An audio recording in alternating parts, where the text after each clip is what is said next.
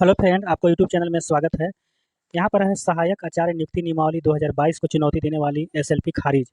तो यहाँ पर जो नियुक्ति नियमावली 2022 से बना था, जो सहायक आचार्य के रूप में झारखंड में बना था, इसके पहले सहायक शिक्षक के रूप में ऐसे बहाली होती थी झारखंड में। लेकिन 2022 में जो नियमावली बना, उस नियमावली में सहायक आचार्य नियुक्ति नियमावली बनी। तो इसको ऐसे एसएलपी दायर की गई थी सुप्रीम कोर्ट में, और सुप्रीम कोर्ट ने इसको खारिज कर दिया। अब देखिए खारिज करने से क्या क्या असर पड़ सकता है। असर यही पड़ सकता है। अब देखिए सुप्रीम कोर्ट नई दिल्ली, अब यहाँ पर है कि सीटेट और जेटेट अभ्यर्थी का राह आसान। अब जो सीटेट और जेटेट पास अभ्यर्थी हैं और वे कंपटीशन में बैठना चाहते हैं, अब उनके लिए राह आसान हो गया।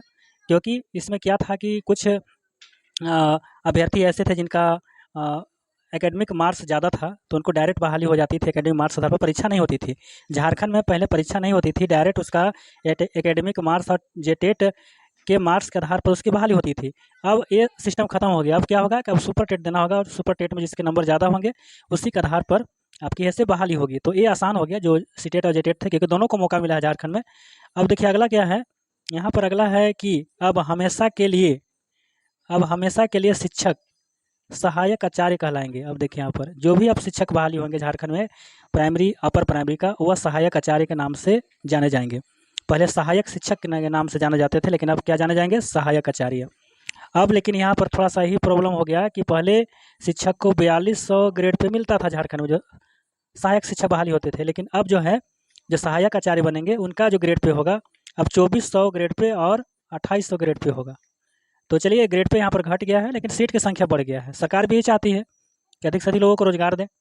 अब देखिए, अब यहाँ पर है कि इसी माह सहायक आचार्य नियुक्ति का रिजल्ट, अब देखिए सितंबर में ही आपको, जैसे ही सुप्रीम कोर्ट का आपका जो एसएलपी दायर था उसमें जजमेंट का कॉपी आता है, जजमेंट का कॉपी आने के साथ ही सहायक आचार्य का जो रिजल्ट जो रुका हुआ है तुरंत रिजल्ट निकलेगा। और ज़्यादा चांस है कि सितंबर माह में इसका डिसीजन का कॉपी मिल जाएगा, जो सुरक्षित रखा गया है, और रिजल्ट तुरंत निकलेगी।